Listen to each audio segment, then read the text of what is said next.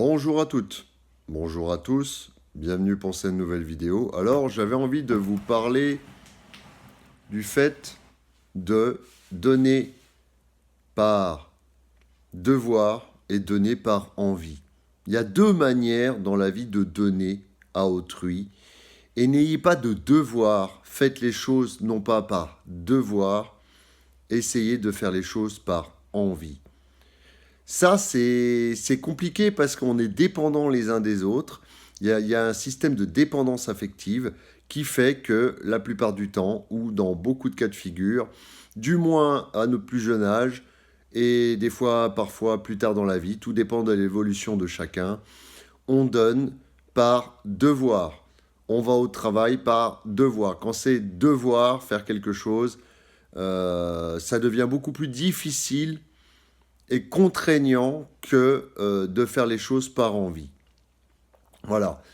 Moi, j'ai réussi à transformer un peu ça, par expérience personnelle, dans le fait de transformer un devoir en une envie. Voilà. Par exemple, quelqu'un va me dire ouais, passe à la maison, prends un truc. Puis, dans certains temps du passé, j'étais là, ouais, mais bon, fais chier, prends un truc, pas le temps, pas envie.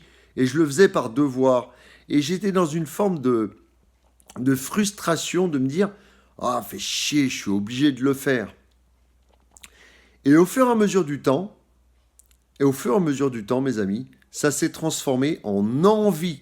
C'est-à-dire que j'avais envie d'aller plus loin pour aider les gens.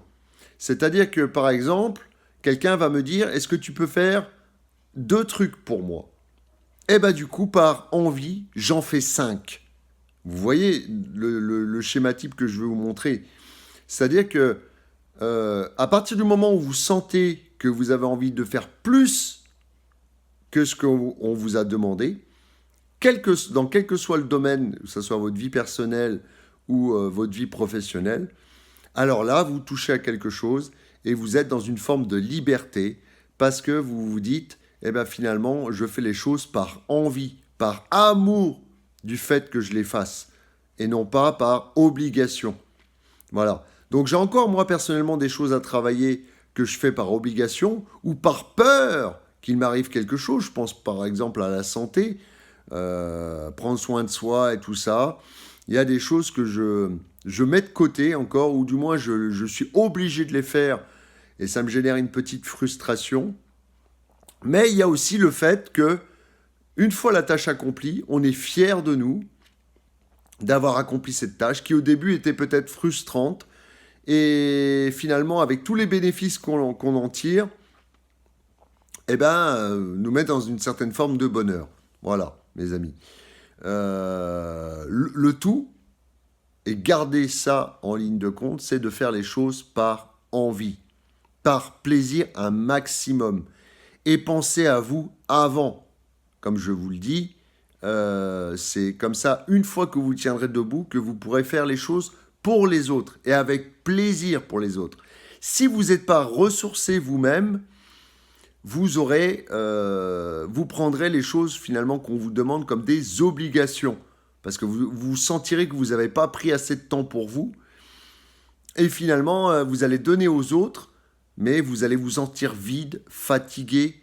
Donc le tout, c'est déjà d'avoir du temps pour soi. Alors je sais que c'est compliqué dans le métro, boulot, dodo, enfants et compagnie. C'est compliqué d'avoir du temps pour soi et c'est pour ça que les gens font les choses plus par devoir et frustration dans la vie et non pas par plaisir. Voilà. Et réfléchissez bien à ça, de vous accorder des moments à vous, de plaisir, de ressourcement, pour ensuite redistribuer avec plaisir les choses et non plus par obligation. Voilà. Moi, si je consacre du temps aux gens que j'aime, c'est avec plaisir la plupart du temps. Alors, il y a parfois, je suis aussi victime, je suis un être humain, mais ça progresse avec le temps. En général, c'est majoritairement avec plaisir que je réponds à, on pourrait entre guillemets dire des obligations, mais ce ne le sont plus, parce que finalement, je les fais de bon cœur. Voilà. Mais ce qui autrefois était des obligations, finalement, je le fais maintenant avec plaisir, dans 80, voire 90% des cas. Voilà, dans ces eaux-là. Voilà. Alors qu'avant, c'était du 50-50, sans plus. C'est-à-dire que j'allais vers les autres et finalement, je me consacrais pas assez de temps. Et là, bah oui, le mot égoïste prend toute son ampleur. Il faut être un petit peu égoïste parce que c'est dans un but positif, les deux revers de la pièce, dans un but de positif, de pouvoir redistribuer l'énergie qu'on a accumulée, l'amour de soi qu'on a accumulé, le redistribuer dans l'amour des autres. Voilà. C'était une petite vidéo sur donner par obligation et donner par envie. Voilà, discernez bien les deux, réfléchissez sur ces concepts-là dans vos vies et essayez de faire pour le mieux pour donner avec envie, donner avec amour et non pas par obligation. Ne soyez pas obligés de donner. Vous n'avez pas envie, point. Tant pis. Voilà, vous êtes comme ça. Ça fait partie, vous êtes un être humain, vous avez des qualités, vous avez des défauts, merde. Voilà, vous dites merde. Voilà, c'est tout. Je vous laisse, mes amis, prenez soin de vous et je vous dis à bientôt pour une prochaine vidéo. Au revoir.